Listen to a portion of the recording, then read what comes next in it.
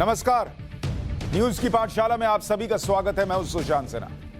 वो पाठशाला जहां सबकी क्लास लगती है, वो पाठशाला जहां खबर का हर चैप्टर बड़े विस्तार से खुलता है ताकि आप उस खबर के मास्टर होकर निकलें। और इसे न्यूज का फैमिली शो यूं ही नहीं कहता। दावा है हमारा कि खबर आपको समझ में भी आएगी, पसंद भी आएगी और ऐसे अंदाज में होगी कि छोटे बच्चों को भी समझ में आएगी। तो आइए शुरू करते हैं आज की पाठशाला।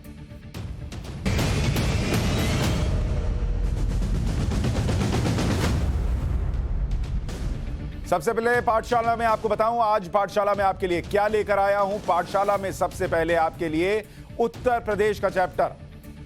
आज आतंकियों की पैरवी करने वालों की क्लास लगाऊंगा और यह बड़ा जरूरी है। यह पॉलिटिक्स देश के लिए कितनी खतरनाक है आपको समझना चाहिए। इसके अलावा आज पाठशाला में चर्चा इस बात की भी करेंगे कि 2002 वाला अखिलेश का चैप्टर जब खुलता है तो वो अखिलेश यादव के बारे में क्या बताता है, अखिलेश यादव की सरकार के बारे में क्या बताता है। इसके साथ ही आज पाठशाला में अखिलेश राज में अगर वो आतंकी छूट गए होते तो क्या हुआ होता, इस पर भी चर्चा करूंगा। दूसरी खबर आज जिस पर चर्चा होगी पाठशाला में, कम वोटिंग से जीत और हार की गारंटी का सच क्या है पंजाब के लिहाज से, खास तौर पर वो आपको बताऊंगा। पंजाब में क्या चल रहा है, केजरीवाल का गेम बना या बिगड़ा, ये भी आज पाठशाला में इसका चैप्टर भी खोलूंगा। और आखिर में आपको यह भी बताऊंगा कि जब चारा घोटाले में पीएम से भिड़ गए थे लालू यादव तब क्या हुआ था। लेकिन सबसे पहले पाठशाला में पॉलिटिकल साइंस की क्लास।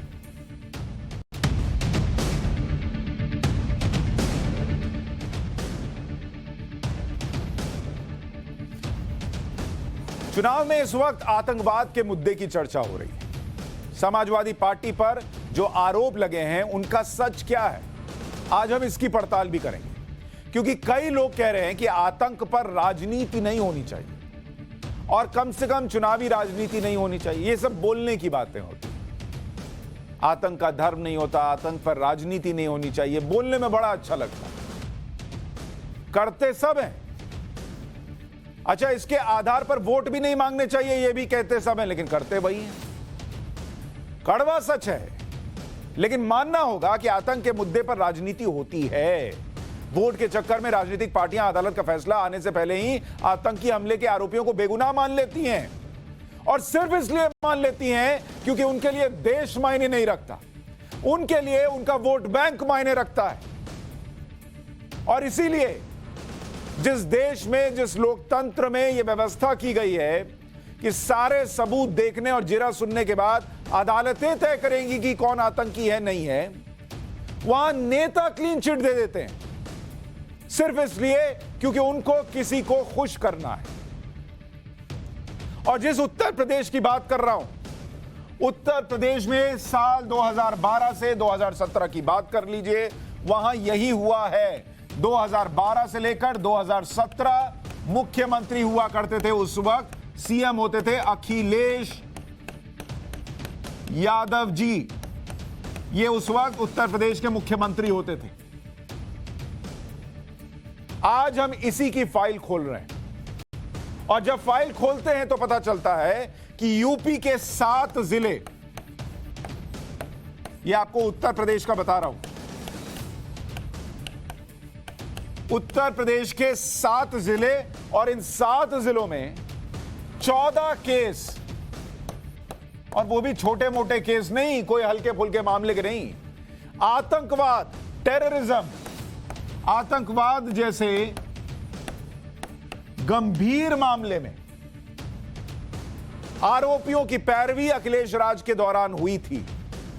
और कहा गया, जो मामले अदालत में थे उनमें कहा गया कि इनको बरी कर दीजिए 14 केस में, इन पर से मामले वापस ले लीजिए। वो तो शुक्र है अदालत का कि अदालत ने मना कर दिया। और सिर्फ मना नहीं किया, इन 14 केस में से 4 केस ऐसे हैं जिनको अखिलेश यादव की सरकार, ये अखिलेश यादव की सरकार कह रही थी कि ये तो मासूम हैं, बेगुनाह हैं, इनको छोड़ दीजिए जज साहब। उन 4 केसेस में ना सिर्फ अदालत ने मना भी कर दिया कि ना ना ना छोड़ने वाला हिसाब नहीं है, उन 4 केसेस में सजा सुनाई। मतलब आप सोचिए कि जिनको सजा सुनाने लायक सबूत मौजूद थे, जिन आतंकियों को उन्हें अखिलेश यादव की सरकार 2012 में कह रही थी कि सर छोड़ दीजिए ना, मासूम लोग हैं, कहां इनको पकड़ के बैठे हैं। और सजा भी कैसे, 20 साल की सजा, उम्र कैद की सजा, ऐसी ऐसी सजाएं सुनाई गई हैं इन लोगों को। सोचिए कितने संगीन आरोप साबित हुए होंगे। बिना साबित हुए यह सब नहीं होता। और इसीलिए चैप्टर खोल रहा हूं। देश को यह समझना बहुत जरूरी है कि आज जिस आतंकवाद से हम दूर हैं, अपने अपने घरों में सुरक्षित है, मार्केट में जाते हैं तो चिंता नहीं करते कि कहां बम फटेगा और कहां नहीं फटेगा, उसकी कद्र करनी है तो समझना होगा उन नेताओं को जिन्होंने आतंकियों को छोड़ने की पैरवी की थी, जिन्हें प्रधानमंत्री का साइकिल वाला बयान तो बहुत यहां तक चुभ गया, लेकिन देश में आतंकियों को छोड़ने की पैरवी करने वाले मुख्यमंत्री की कार्रवाई नहीं खली। हमने पड़ताल की और आपको एक एक केस स्टडी बताता हूं। सुनिए, आज देश को सुनना चाहिए कि इस देश में एक मुख्यमंत्री अखिलेश यादव ने क्या किया अपने राज्य में। सबसे पहले आपको मोहम्मद तारिक काजमी नाम के एक आरोपी का केस बताता हूं। तारिक काजमी गोरखपुर धमाके का दोषी है। दोषी है, आरोपी नहीं है, दोषी है।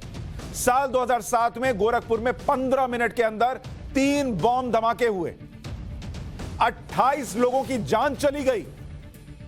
5 मार्च 2013 को अखिलेश सरकार कहती है कि तारिक काजमी से मुकदमा वापस ले लीजिए, अपील करती है। चूंकि काजमी पर आरोप गंभीर थे, इसलिए कोर्ट ने मुकदमा खत्म करने से मना कर दिया। मुकदमा चला और तारिक काजमी को 20 साल की सजा हुई। मैं समझ नहीं पाता कि अखिलेश यादव कैसे उन लोगों से आंखें मिला पाएंगे, उन परिवारों से आंखें मिला पाएंगे जिन्होंने अपनों को गोरखपुर के इस बॉम्ब ब्लास्ट में खो दिया और उन्हें सुनने में आया कि उनके राज्य का मुख्यमंत्री उस तारिक काजमी को छोड़ने की वकालत कर रहा है, पैरवी कर रहा है, जिसे बाद में कोर्ट ने 20 साल की सजा सुनाई। सोचिए कितने पुख्ता सबूत रहे होंगे। अगली केस स्टडी सुनिए। गोरखपुर धमाके के दोषी तारिक काजमी पर एक और केस है। साल 2007 में यूपी में कई शहरों में सीरियल बॉम्ब ब्लास्ट हुए थे। उस केस में भी तारिक काजमी और उसके साथी खालिद मुजाहिद को बाराबंकी रेलवे स्टेशन से गिरफ्तार किया गया। 18 अप्रैल 2013 को अखिलेश सरकार इन पर भी मेहरबान हो जाती है और केस वापस लेने का आदेश दे देती है, लेकिन कोर्ट ने ऐसा करने से फिर मना कर दिया। मुकदमा चला और दोषियों को क्या सजा होती है? उम्र कैद की सजा। अखिलेश यादव की चलती और कोर्ट ने इंटरवीन न किया होता तो ये दोषी, जिनके हाथ खून से सने हुए हैं, जिन्हें ताउम्र सलाखों के पीछे धकेल दिया गया, वो खुले में घूम रहे होते। अखिलेश यादव की चली होती तो ये लोग खुले में न सिर्फ घूम रहे होते, आगे और क्या करते इसका अंदाजा भी हम और आप नहीं लगा सकते। इन आरोपियों के लिए अखिलेश सरकार ने अक्टूबर 2012 में डीएम को पत्र भेज दिया था कि मुकदमा वापस लेने के लिए सरकार ने सांप्रदायिक सौहार्द का हवाला दिया। सोचिए, जो आतंकी दोषी करार दिए जा रहे हैं, जिनके हाथ खून से सने हैं, अखिलेश यादव कहती है इनको छोड़ दीजिए सांप्रदायिक सौहार्द बनाने के लिए। और जिस आतंकी तारिक काजमी पर अखिलेश सरकार मेहरबान हुई, उसी केस का जिक्र प्रधानमंत्री मोदी भी अपनी रैली में कर चुके हैं। एक बार सुनिए प्रधानमंत्री कितनी गंभीर बात कह रहे थे। आपको याद होगा 2007 में गोरखपुर में आतंकी हमला हुआ था। 2013 में समाजवादी सरकार ने तारिक काजमी नाम के आरोपी से केस वापस ले लिया था, लेकिन अदालत इसके लिए तैयार नहीं हुई और फिर तारिक को समाजवादी सरकार ने केस विड्रॉ करने का निर्णय कर लिया था। अदालत ने मना किया, केस चला और परिणाम क्या आया? 20 साल की सजा हुई दोस्तों, 20 साल की सजा। उसको वो बचाना चाहते थे। और प्रधानमंत्री जब ये मुद्दा उठाते हैं, कम से कम उनके पास नैतिक अधिकार है ये मुद्दा उठाने का, क्योंकि ये वो शख्स हैं जिनके गुजरात में 2008 में अगर बॉम्ब ब्लास्ट होता है तो अपनी जान की परवाह किए बिना साइट पर जाते हैं। एक एक दोषी को सजा होती है। 38 लोगों को फांसी की सजा हुई है गुजरात में हुए ब्लास्ट के मामले में, जब मुख्यमंत्री नरेंद्र मोदी होते थे। तो उनका नैतिक अधिकार है कि वो पूछ सकते हैं कि ये आतंकियों को क्यों छोड़ रहे हो। उनके आने के बाद से देश में बड़े आतंकी हमले नहीं हुए, सिविलियंस की कैजुअलिटी नहीं हुई। उनका अधिकार है कि वो पूछ सके नैतिकता के आधार पर कि भाई ये क्या कर रहे थे अखिलेश यादव। हमने आपको पाठशाला में बताया था कि 2014 से लेकर 2021 के बीच में कैसे बड़े धमाके नहीं हुए देश में, सिविलियन कैजुअलिटी 0 है। और वो भी दौर था कि बेंगलुरु से लेकर मुंबई और दिल्ली और पता नहीं कहां कहां बम फटते थे। ऐसे ही एक और केस के बारे में आपको बताता हूं, जहां आरोपियों पर मुकदमा वापस लेने का फरमान अखिलेश सरकार में हुआ और बाद में वो आदमी दोषी निकला। 2009 का कानपुर का केस, पाकिस्तान के एक जासूस को कानपुर से गिरफ्तार किया गया और जासूस का नाम क्या था? मोहम्मद वकार। उसे 10 साल की सजा हुई। इस पाकिस्तानी जासूस को पनाह देने के आरोप में सितारा बेगम को 7 साल की सजा हुई। और 18 अप्रैल 2013 को अखिलेश सरकार ने इसी सितारा बेगम पर से भी केस वापस लेने का फरमान जारी किया था। लेकिन फिर शुक्र हो कोर्ट का कि उन्होंने मना कर दिया और बाद में इन लोगों को सजा हुई। अब बताइए कि पाकिस्तान का जासूस जिसके घर में रह रहा है, देश विरोधी गतिविधियां कर रहा है, वो भी अखिलेश यादव को मासूम लगने लग गए, सिर्फ इसलिए क्योंकि उसका नाम उनके वोट बैंक के एक शख्स से जुड़ा हुआ है या एक उसी वोट बैंक का हिस्सा है। और मुझे तो यह बात समझ में नहीं आती कि अखिलेश यादव ये हिम्मत कहां से लाते होंगे कि मैं इन लोगों को छोड़ दूंगा जिन पर टेररिज्म के इतने गंभीर आरोप हैं, और वो पूरी की पूरी कौम खुश हो जाएगी। और वो लोग जिन्होंने अपनों को खोया, जिन मंदिरों में धमाके हुए, जिन जगहों पर धमाके हुए, वो लोग नाराज नहीं होंगे? ये हिम्मत कहां से लाते होंगे वो? 2009 का कानपुर का एक और केस सुनिए। इम्तियाज अली नाम के शख्स पर देशद्रोह जैसा गंभीर आरोप लगा। वो आईएसआई को गोपनीय सैन्य सूचना बेच रहा था। 18 अप्रैल 2013 को अखिलेश सरकार ने इम्तियाज अली पर चल रहे मुकदमे वापस लेने का आदेश जारी कर दिया। लेकिन कोर्ट में सरकार की दलीलें टिक नहीं सकी और इम्तियाज अली पर मुकदमा चला, वो भी दोषी साबित हुआ। यूपी में हुए बम धमाकों के कई आरोपियों से केस वापस लेने की पैरवी साल 2013 में ही अखिलेश सरकार के दौरान। एक केस साल 2006 में वाराणसी बॉम्ब ब्लास्ट का है। वाराणसी में तब सीरियल बम धमाके हुए थे। इस केस में एक आरोपी है शमीम अहमद उर्फ सरफराज। 5 मार्च 2013 को सरकार की तरफ से शमीम अहमद पर से केस वापस लेने की अपील की गई। यह केस अभी भी कोर्ट में पेंडिंग है। साल 2007 में लखनऊ के वजीरगंज थाने में मुख्तार हुसैन, मोहम्मद अली, अजीजुर रहमान, नौशाद हाफिज और नूरुल इस्लाम पर देशद्रोह और धार्मिक भावनाओं को भड़काने जैसे गंभीर आरोप लगे। और 15 अप्रैल 2013 को अखिलेश सरकार कहती है कि इन 5 पर से केस खत्म कर दीजिए। शुक्र है कि मामला कोर्ट में चल रहा है और अभी पेंडिंग है। साल 2008 में रामपुर में सीआरपीएफ कैंप पर हुए हमले के आरोपी जावेद उर्फ गुड्डू, ताज मोहम्मद और मकसूद का भी मुकदमा वापस की अर्जी अखिलेश सरकार ने 18 अप्रैल 2013 को कह दी कि खारिज कर दीजिए, मामला वापस ले लीजिए। यह भी अभी कोर्ट में चल रहा है। तो आप सोचिए कि इस तरीके के कितने मामले। अच्छा, इसके अलावा जिन मामलों में सरकार की तरफ से पैरवी की गई, लखनऊ के ही कैसरबाग थाने में, कैसरबाग, लखनऊ कैसरबाग जिसकी बात हम कर रहे हैं, और साल 2000 में मोहम्मद कलीम के खिलाफ एक्सप्लोजिव एक्ट के तहत मामला दर्ज हुआ। मोहम्मद कलीम साल 2000 में एक्सप्लोजिव एक्ट 2000 में मामला दर्ज हुआ। 18 अप्रैल 2013 को अखिलेश यादव आकर कहते हैं कि मोहम्मद कलीम मासूम है, इससे केस वापस ले लो। साल 2007 में लखनऊ के हुसैनगंज में याकूब के खिलाफ केस दर्ज हुआ। 2007 याकूब, यह भी लखनऊ का मामला है, यह भी एक्सप्लोजिव एक्ट के तहत केस दर्ज किया गया। 18 अप्रैल 2013 को अखिलेश सरकार कहती है नहीं याकूब मासूम है, बेगुनाह है, केस वापस ले लीजिए। अरे जब सब आप ही को पता है कि कौन मासूम है और कौन बेगुनाह है, तो अदालत बंद कर दीजिए। फिर अदालत क्यों खोल के रखे? वो जो लाखों करोड़ों केस पेंडिंग है, वो लोग बेवकूफ बैठे हैं कि अदालत का इंतजार कर रहे हैं कि अदालत बताए कि मैं मासूम हूं, मैं बेगुनाह हूं या मैं गुनहगार हूं। और इनका ये अपने आप में अदालत चल रहे हैं। मुख्यमंत्री बने और इन्होंने साइन कर दिया, याकूब तुम बेगुनाह हो, निकल आओ। गजब चल रहा है भाई। और इस पर हंगामा नहीं हो रहा। हंगामा क्या हो रहा? पीएम ने साइकिल पे कैसे बोल दिया? ये देश किस दिशा में कुछ लोग ले जाना चाहते हैं, मैं समझ नहीं पाता।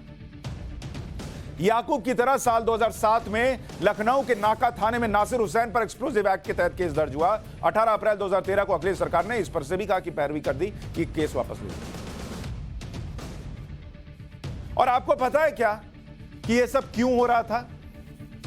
इसकी वजह है, साल 2012 में समाजवादी पार्टी ने अपने घोषणा पत्र में क्या कहा था आपको पता है? मैं उस घोषणा पत्र की कॉपी लेकर आया। यह घोषणा पत्र का वो पन्ना है जो बताता है कि अखिलेश यादव क्यों छोड़ना चाह रहे थे उन आतंकियों को। यह घोषणा पत्र है, इसकी तस्वीर भी आपको दिखा रहा हूं। यह घोषणा पत्र जो अखिलेश यादव पढ़ रहे हैं, इसी का पन्ना नंबर 13 पॉइंट नंबर 4 मैं आपको पढ़कर बताता हूं, सुनिए। अखिलेश यादव वादा करके आए थे पॉइंट नंबर 4 में, दहशतगर्दी के खिलाफ कार्रवाई की आड़ में उत्तर प्रदेश के जिन बेकसूर मुस्लिम नौजवानों को जेल में डाला गया है, उन्हें फौरन रिहा ही नहीं कराया जाएगा, बल्कि मुआवजे के साथ इंसाफ भी दिया जाएगा तथा कलंकित करने वाले अधिकारियों को दंडित किया जाएगा। एक तो यह वादा करते वक्त अखिलेश यादव को यह कैसे पता चला कि ये सारे के सारे बेगुनाह हैं और इन्हें फौरन रिहा कर दिया जाएगा? अखिलेश यादव क्या है? सीबीआई हैं, सीआईडी है, एनआईए है, क्या है वो जो उनको पता था कि सब बेगुनाह है और मैं आऊंगा और सबको छोड़ दूंगा? क्या है? नागराज हैं, सुपर कमांडो ध्रुव है, क्या है आप? क्या आपको सब पता है और आऊंगा और छोड़ दूंगा? फिर अदालतें बंद कर देते हैं ना भाई, जब आपने तय कर लिया है मैनिफेस्टो में लिखकर आतंकियों को छोड़ने की बात। और आप जिन्हें बेगुनाह बता रहे हैं, कोर्ट तो उनको सजा दिए बैठी है। फिर कोर्ट में भी कुछ कार्रवाई हो जाती सर, अगर सब चल ही रहा है ऐसा तो। साल 2013 में समाजवादी पार्टी यह कहकर अपनी पीठ थपथपाती थी कि अखिलेश सरकार के दौरान जेल में बंद बेगुनाह मुसलमानों को रिहा कराने के अपने वादे पर अमल किया है। पीठ थपथपा रहे थे वो।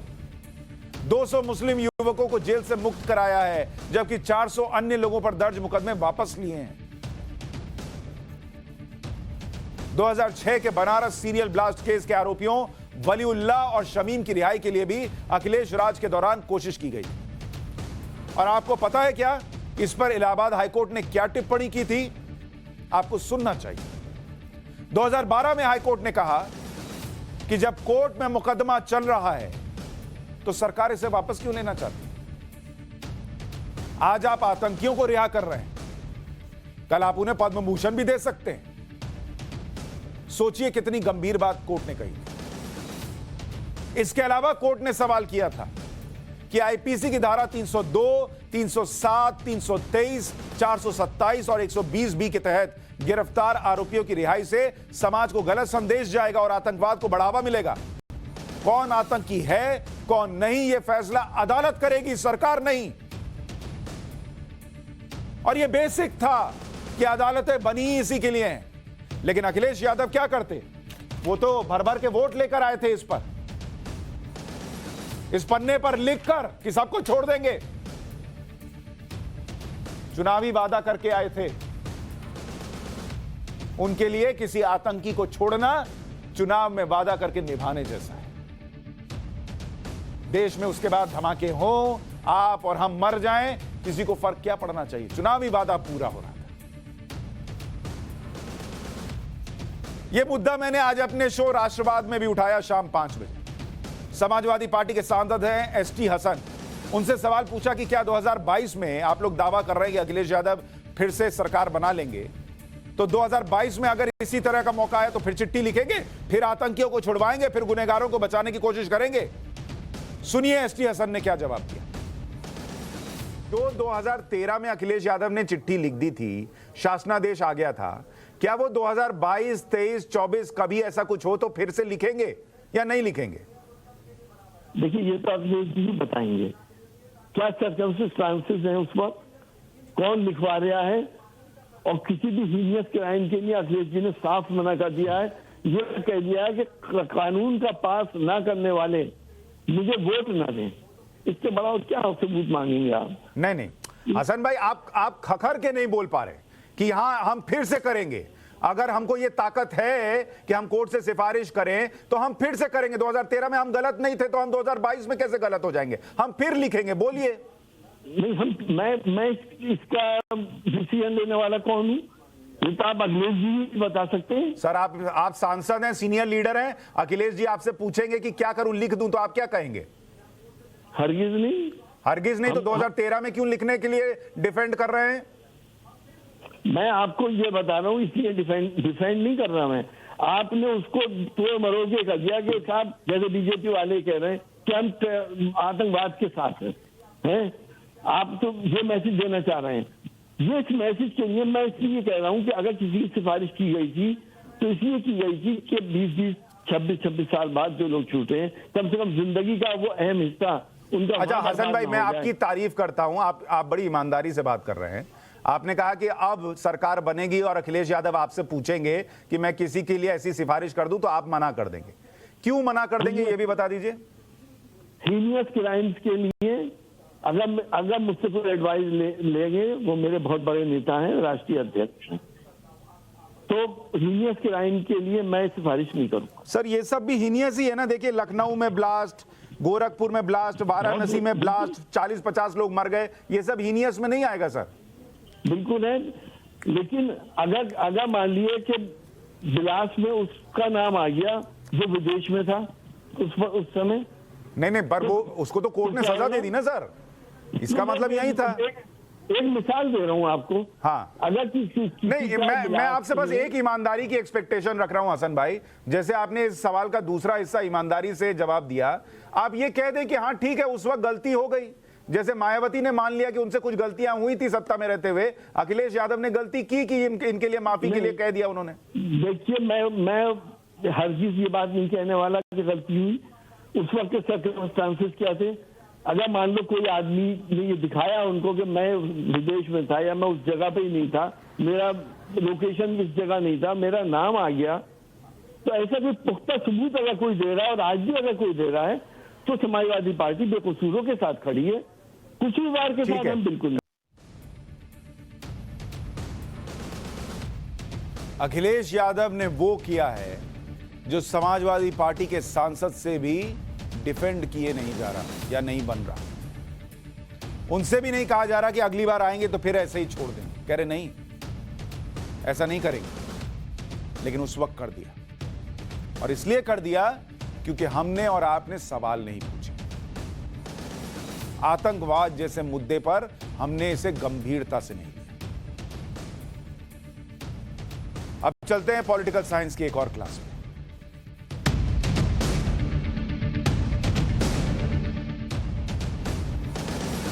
यूपी में तीसरे चरण की वोटिंग हो चुकी है। पंजाब, गोवा, उत्तराखंड में भी वोट पड़ चुके हैं। इन राज्यों में या तो वोटिंग पिछले बार के मुकाबले कम हुई है या लगभग बराबर हुई है। लेकिन लो वोटर टर्नआउट यानी कम वोटिंग के मायने क्या हैं, इनसे चुनावी नतीजों का अनुमान लगाना कितना सही है या गलत है, आज हम इसी का टेस्ट करेंगे। पहले हम अलग अलग राज्यों का वोटर टर्नआउट देखते हैं। फिर आपको आगे की बात बताता हूं। जैसे पंजाब में इस दफा कहा जा रहा है कि 72% वोटिंग हुई है, जो कि पिछले बार के मुकाबले 5% कम है। पिछले बार 77% वोटिंग हुई थी। यूपी में तीसरे राउंड में 61% वोटिंग हुई है, जो पिछले बार के तीसरे राउंड के मुकाबले 1% कम है। उत्तराखंड में पिछले बार भी 65% वोटिंग हुई थी, इस बार भी 65% हुई है। गोवा में पिछले बार के मुकाबले 1% कम है, पिछले बार 81% थी, इस बार 80% वोटिंग हुई है। और पंजाब का अगर चुनावी इतिहास देखें तो ये लो वोटर टर्नआउट क्या कहता है, ये आपको समझना चाहिए। दो बातें निकल कर आती हैं पंजाब के लिहाज से। अगर आप देखिएगा पंजाब, और इस बार कहा जा रहा है कि पंजाब के नतीजे जो है बड़े चौंकाने वाले हों। आमतौर पर पंजाब में हर 5 साल में सत्ता बदलती है, और आमतौर पर जब जब वोटर टर्नआउट घटा है, यानी कम वोट पड़े, कम वोटिंग इज इक्वल टू सरकार बदली। यह पंजाब के लिहाज से आपको बता रहा हूं कि वहां जब जब ऐसा हुआ है कि वोटर टर्नआउट घटा है तो सरकार बदल गई। अच्छा, ऐसा नहीं है कि जब वोटर टर्नआउट बढ़ा है तो सत्ता नहीं बदली है, वो भी हुआ है, लेकिन ऐसा चुनाव नहीं देखा जब वोटर टर्नआउट घटा हो और सरकार न बदली हो। जैसे आपको उदाहरण देता हूं, 2002 में वोटर टर्नआउट जो है वो 68% से घटकर 68.7% से घटकर करीब 65.14% हुआ। ये 2002 का बता रहा हूं। और सरकार अकाली से बदलकर अकाली से कांग्रेस के पास चली गई, यानी वोटर टर्नआउट घटा, सरकार बदल गई। 2007 में 2007 वोटर टर्नआउट कितना था, वो बढ़ गया। ये 65 लिखा हुआ है, यहां से बढ़कर 75% के करीब चला गया। और इस बार भी सरकार बदल गई, कांग्रेस से अकाली में चली गई सत्ता। अब आप देखिए 2012 में वोटर टर्नआउट जो है 2012 में ये 75 से बढ़कर 78% के पास चला गया। सरकार जो है वो अकालियों के पास ही रही। मतलब बढ़ा, लेकिन वोटर टर्नआउट बढ़ा, लेकिन सरकार बदली नहीं। लेकिन 2017 में 2017 में देखिए, 2017 में वोटर टर्नआउट 78% से घटकर 77% हो गया। 1% की गिरावट है, मामूली सी, लेकिन सरकार बदल गई और सरकार चली गई कांग्रेस के पास।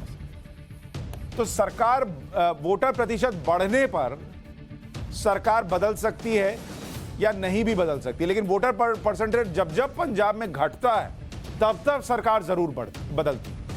और इस बार भी 2022 में देखिए वोटिंग प्रतिशत जो है वो 72% पे आ गया है, यानी -5%।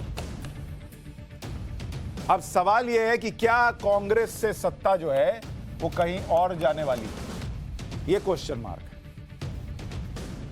पंजाब में रीजन वाइज टर्नआउट जो है वो भी आपको बता देता हूं कि किस रीजन में कितना टर्नआउट रहा। माझा रीजन जो है वहां पर 68% का टर्नआउट है, दोआबा में 67% और मालवा में 73%। इसमें मालवा में मतदान का आंकड़ा बड़ा दिलचस्प है, क्योंकि मालवा वो इलाका है जहां पंजाब की सबसे ज्यादा सीटें आती हैं, और 2017 में यहां सत्ता विरोधी लहर में बंपर वोटिंग हुई थी। मालवा इलाका पंजाब के 23 जिलों में 14 जिले यहीं पर आते हैं। 2017 चुनाव में जिस मालवा की बात कर रहा हूं, मालवा में, इस मालवा के अंदर अगर आप देखिएगा तो 14 जिले आते हैं, और पंजाब में टोटल 23 जिले। 2017 चुनाव में मालवा के 12 जिलों की 43 सीटों पर वोटिंग परसेंटेज, इसमें से 14 में से 12 जिले और इसमें 43 सीट आती है, इसका वोटिंग प्रतिशत 80% था। ये वोटिंग प्रतिशत आपको बता रहा हूं, यानी जो एवरेज है उससे ज्यादा वोट पड़े थे 2017 में मालवा के 43 सीटों पर। और नतीजा क्या आया था, यहां पर कुल सीट जो है, कुल सीट मालवा के अंदर 69 है, और पिछली बार का नतीजा क्या था, कांग्रेस 40 40, आम आदमी पार्टी 18 और अकाली जो है 8। इनको 8 सीट आई। भयंकर वोटिंग प्रतिशत। आपके लिए मालवा में नुकसान क्या हो रहा है? क्योंकि पिछले बार कहा गया था कि भाई मालवा में आम आदमी पार्टी जो है उसने बेहतर किया था। इस बार कह रहे हैं मालवा में उन्हें नुकसान हो रहा है और इसकी वजह यह है कि मालवा की मजबूत सीटों पर 2017 से कम वोटिंग हुई है। मतलब जो लोगों का सेंटिमेंट था आम आदमी पार्टी को लेकर वो उस तरह से दिख नहीं रहा, वरना और लोग शायद घरों से बाहर निकलते। जैसे मानसा, बरनाला, फरीदकोट, मुक्तसर, संगरूर, इन सब इलाकों में कम वोटिंग हुई और ये सारे आम आदमी पार्टी के मजबूत पॉकेट माने जाते हैं। वहीं केजरीवाल पर कुमार विश्वास ने जो आरोप लगाया और संगरूर, बरनाला में दीप सिद्धू के जो पोस्टर लगे, इससे भी आम आदमी पार्टी को नुकसान हुआ, यह बताया जा रहा है। लुधियाना जैसे जिलों में ध्रुवीकरण से बीजेपी को फायदा हुआ है। डेरा सच्चा सौदा की समर्थकों से अपील थी कि बीजेपी और बाद में अकालियों के कैंडिडेट को भी सपोर्ट कीजिए, उसका भी असर पड़ा है इस चुनाव में, कहा जा रहा है। संयुक्त समाज मोर्चा यानी जो किसानों की पार्टी थी, उसने आम आदमी पार्टी को नुकसान पहुंचाया है, क्योंकि किसान जो हैं वो मोटे तौर पर कहा जा रहा है कि अकालियों के साथ गए और इसलिए आम आदमी पार्टी को नुकसान हुआ है। और जब विधानसभा चुनाव होता है तो विधानसभा में कुछ सौ वोट पर हार जीत तय हो जाती है। तो अगर किसानों की पार्टी कुछ सौ वोट भी इधर से उधर काट लेती है तो बड़ा नुकसान आम आदमी पार्टी को हुआ है, यह बताया जा रहा है। वोटर टर्नआउट को लेकर आमतौर पर 2 थ्योरीज होती है। पहली थ्योरी, ज्यादा वोटिंग से सत्ता विरोधी रुझान, ऐसा माना जाता है कि ज्यादा लोग चाह रहे हैं कि भाई सत्ता बदले, इसलिए वो घरों से बाहर निकल रहे हैं। बहुत रेयरली ये भी होता है कि सत्ता समर्थन में इतनी लहर होती है कि लोग इसलिए वोट डालने जाते हैं कि नहीं इसी को लाना। अच्छा, कम वोटिंग से वोटर कामकाज से संतुष्ट है, ये मान लिया जाता है कि ठीक है चल रहा है, छोड़ो, आने दो इसी को। वोटर टर्नआउट कम हो या ज्यादा, क्या यह चुनावी रिजल्ट बदल देता है? इसे डिकोड करना भी जरूरी है। चुनावों का विश्लेषण करने वाली एजेंसी CSDS के मुताबिक 16 लोकसभा चुनावों 7 बार मतदान प्रतिशत बढ़ा और 7 बार मतदान प्रतिशत घटा। 2 बार मतदान प्रतिशत करीब करीब ना घटा ना बढ़ा। जिन 7 चुनावों में मतदान प्रतिशत बढ़ा उनमें से 3 चुनावों में सत्ताधारी दल फिर से चुना गया और 4 चुनावों में उसने सत्ता गंवाई। जिन 7 चुनावों में मतदान प्रतिशत घटा उनमें भी 3 चुनावों में सत्ताधारी दल फिर से चुना गया और 4 चुनावों में उसने सत्ता गंवाई। जिन 2 चुनावों में मतदान प्रतिशत में कोई खास फर्क नहीं आया उसमें सत्ताधारी दल को फिर से सरकार बनाने का मौका मिला। तो अगर इन 5 राज्यों के चुनावी ट्रैक रिकॉर्ड को डिकोड कीजिए तो गोवा में 7 बार चुनाव में मतदान प्रतिशत बढ़ा है और वहां पर 4 बार सत्ताधारी दल जीता, 3 बार चुनाव हार गया। वोटिंग प्रतिशत बढ़ा तो सत्ताधारी दल को फायदा हुआ गोवा के लिए। उत्तराखंड में 2 बार मतदान प्रतिशत बढ़ा, 1 बार घटा, लेकिन वहां कोई भी पार्टी दोबारा चुनाव नहीं जीत पाई है, अब तक का ट्रैक रिकॉर्ड है। यूपी में 8 बार मतदान प्रतिशत बढ़ा तो इसमें 3 बार सरकार फिर से चुनी। 7 बार मतदान प्रतिशत घटा तो इसमें 2 बार सरकार फिर से चुनी गई। यानी वोटर टर्नआउट किसी की जीत या हार की गारंटी नहीं होता, एक मोटे तौर पर सेंटीमेंट की तरह हो सकता है या आप आकलन करने के लिए। अब भाई वोटर आपको बोल दे, जैसे अभी बहुत सारे वीडियो वायरल हो रहे हैं जिसमें यूपी में वोटर कह रहे हैं कि वोट कमल पर देकर आए हैं और सामने जाकर जो है साइकिल बताना। अब वो वोटर ये काम करेगा तो आप पत्रकार हो, आप एनालिसिस करने वाले हो, कोई आप क्या पकड़ पाइएगा? भगवान के अलावा तो कोई नहीं पकड़ पाएगा कि भाई अंदर ये क्या दबा के आया। तो इसीलिए आकलन होता है कि अच्छा ये ऐसा लग रहा है, ये ऐसा लग रहा है, इसका मतलब ये हो सकता है। तो उसमें वोटिंग प्रतिशत को लेकर अनुमान लगाया जाता है, लेकिन वही सब कुछ पक्का हो ये भी नहीं होता। रिजल्ट वाले दिन ही पता चलता है कि ज्यादा वोटर किसकी तरफ गया। और इस बार तो खास तौर पर पंजाब और यूपी के लिए कहा जा रहा है कि किस करवट ऊंट बैठेगा अभी बताना मुश्किल है। अब पाठशाला में लालू यादव को जो सजा हुई है उसका चर्चा।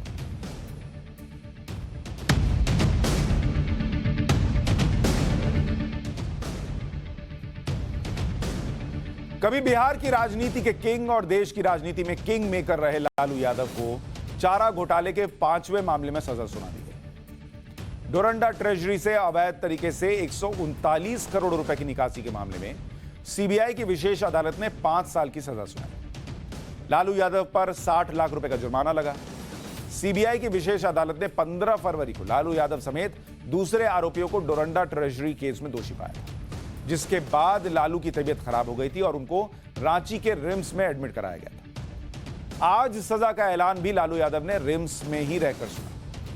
5 साल की सजा का ऐलान होते ही लालू का बीपी बढ़ गया। अगर लालू को 3 साल तक की सजा मिलती तो सीबीआई कोर्ट से ही जमानत मिल जाती। 5 साल की सजा मिली है, इसलिए अब उन्हें हाईकोर्ट से जमानत लेनी होगी।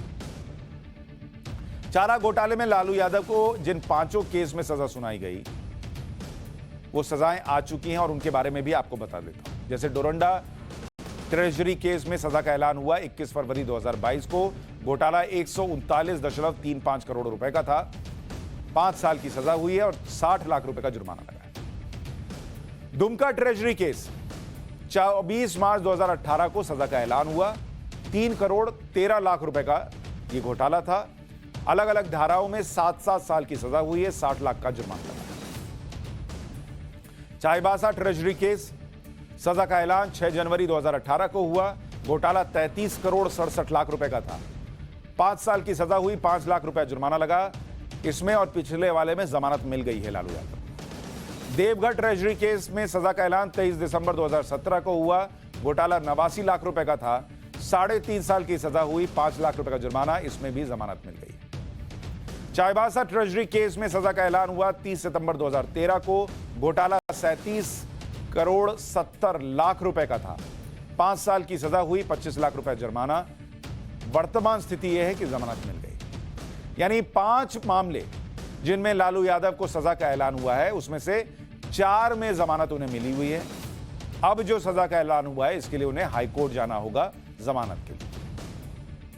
चारा घोटाले को कैसे अंजाम दिया गया, इसकी कहानी भी बड़ी दिलचस्प है।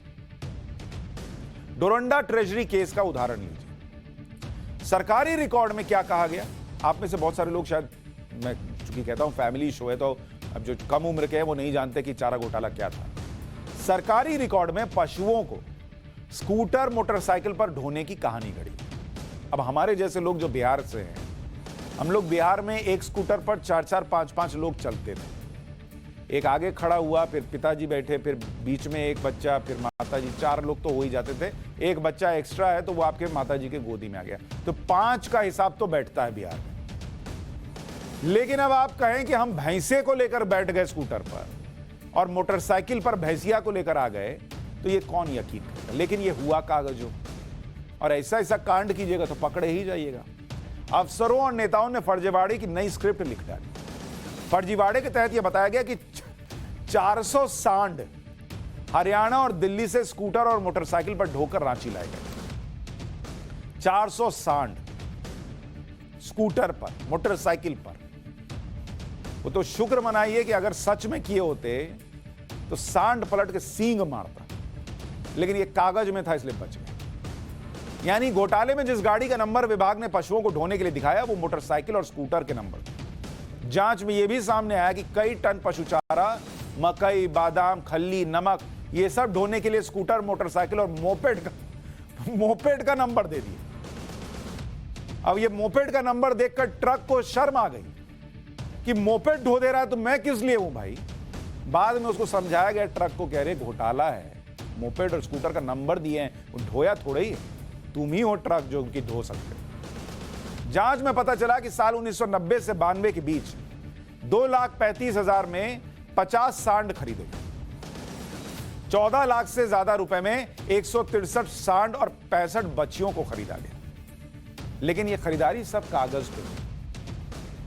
अब बचिया कागज तो नहीं चबा गई होगी, चबा जाती तो घोटाला भी नहीं आता सामने। कागज बाहर रह गया, घोटाला बाहर आ गया।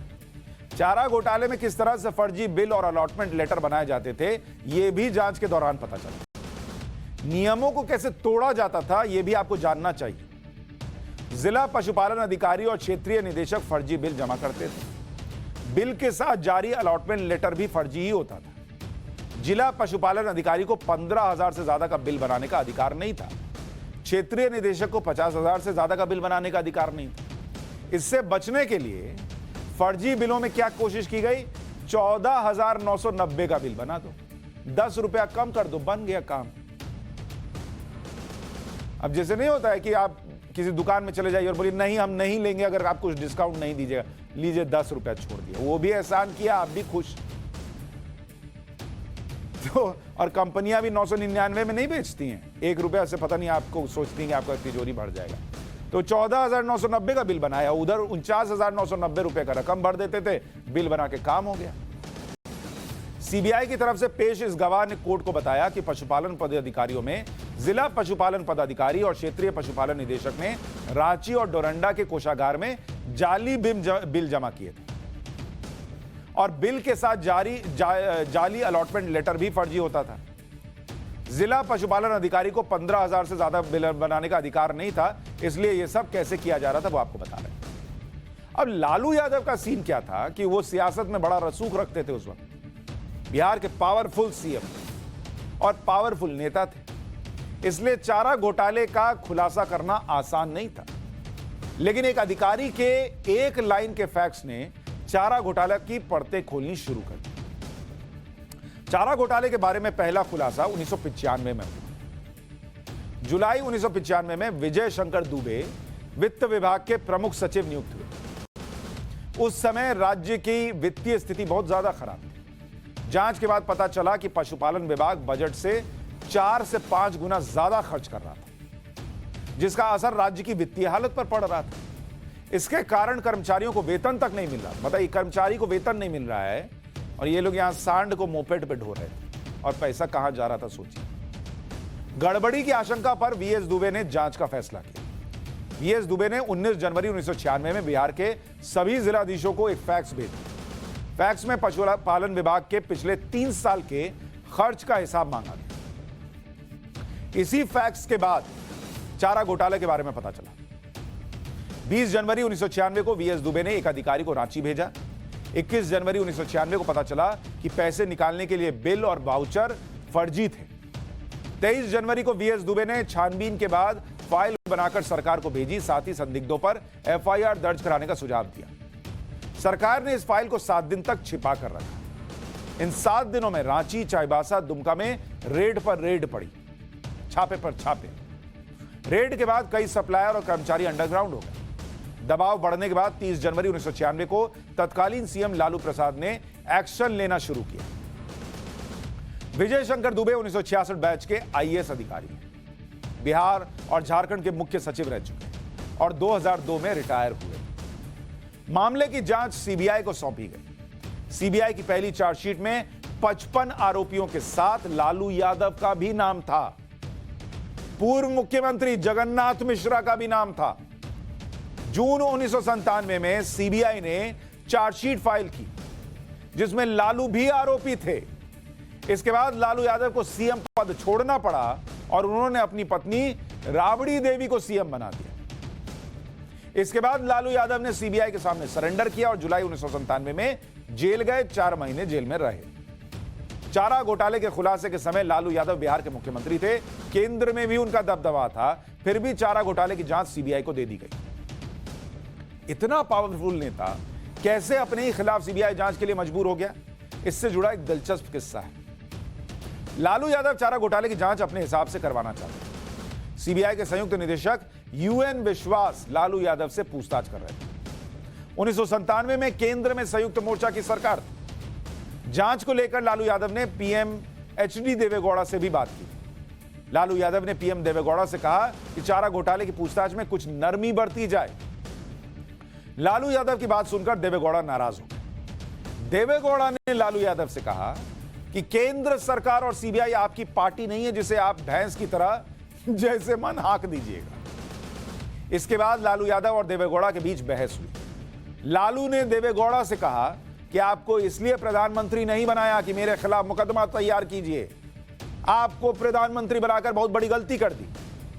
गलती तो हो चुकी थी और उस गलती का खामियाजा लालू यादव आज भी भुगत रहे हैं। लेकिन लालू यादव ने प्रधानमंत्री बनाकर गलती नहीं की।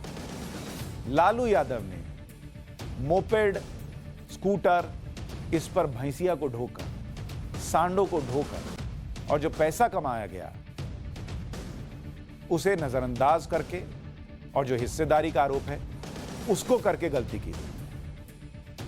चारा घोटाले से ही लालू का राजनीतिक ग्राफ तेजी से गिरा। चारा घोटाले के बाद वो कभी बिहार के सीएम नहीं बने। 2005 के बाद उनकी पार्टी बिहार में 10 साल तक सत्ता में नहीं आई। नीतीश कुमार 2015 में साथ आए भी, लेकिन सिर्फ 9 महीने सरकार चल पाई। 2009 के बाद लालू केंद्र की राजनीति में भी किनारे हो गए। असली मायने में आखिरी बार लालू पावर सेंटर में तब थे जब वो केंद्र में 2004 से 2009 तक रेल मंत्री थे। लालू ने आखिरी चुनाव 2009 के लोकसभा में पाटलिपुत्र और सारण की 2 सीटों से लड़ा था, जिसमें वो पाटलिपुत्र हार गए और सारण से जीते। 2013 में पहली बार चारा घोटाले में दोषी करार होने पर चुनाव लड़ने के लिए अयोग्य साबित हो जाने से लालू चुनावी राजनीति से आउट। लेकिन ये देश के बड़े बड़े नेताओं के लिए एक संदेश है कि किसी और का चारा खाइएगा तो जेल जाने के अलावा कोई चारा बचेगा नहीं। शायद किसी सांड की हाय लग गई। पाठशाला में आज के लिए इतना ही। नमस्कार।